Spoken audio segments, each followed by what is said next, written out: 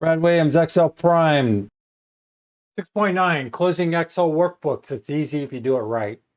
Now, there's 4 different ways. You can hit File Close. You can hit Control X up here on the far right.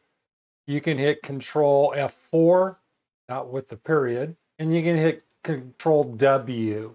All work. We'll just hit Control N for a new worksheet. We'll do this a couple times. Control N, Control N, Control N. And you can see we have book 8, book 7, book 6, book 5.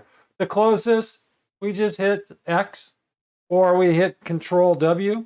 We can hit File Close, can hit Control F4, or we can hit Control W. Now, make sure there's a difference here. We just closed workbooks as opposed to closing worksheets. We don't close worksheets. We just move between worksheets. Now, if you delete a worksheet, that's a whole different deal. That's how you close workbooks. It's simple. You can hit File Close. You can hit the X at the top right of the toolbar.